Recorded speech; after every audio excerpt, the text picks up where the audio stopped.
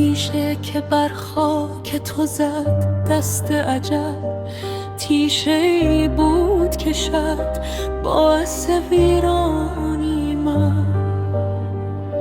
یوسفت نام نهادند و به گرگت دادند، مرگ گرگ تو شد ای یوسف کنعانی من. مه گردون ادب ببودی و در خاک شدی، خاک زندان تو گشت ای مه زندانی من. از ندانستن من دزد قضا آگه بود، چو تو را برد بخندید به نادانی من. آن که در زیر زمین داد سر و سامانت، کاش میخورد غم بی سر و سامانی من. به سر خاک تو رفتم خط پاکش خوانندم، آه از این خط که نوشتن به پریشانی من. رفتی و روز مرا تیره تر از شب کردی، بی تو در ظلمت همی دیده نورانی من. بی تو اشک و غم حسرت همه مهمان منند، قدمی رنج کن از مر به مهمانی من.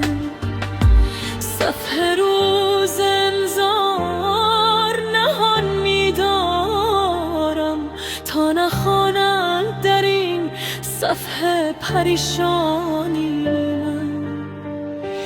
دهر بسیار چو من سر به گریبان دیده است، چه تفاوت کنش سر به گریبانم.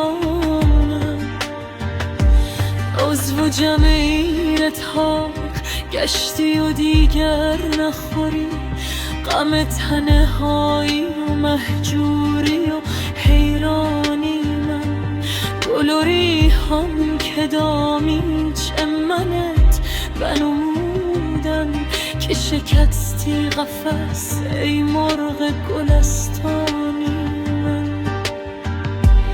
من که قادر گوهر پاک تو میدانستم، ز چه مفقود شدی ای گوهر کانی من. من که به توی سر چشم دل میدادم، آب و رنگت چه شد ای لاله نعمانی من. من یکی مرغ غزل خوان تو بودم چه فتاد، که دگر گوش ندادی به نواخوانی من. گنج خود خواندیم و رفتی و بگذاشتیم، ای عجب بعد تو با کیست نگهبانی من.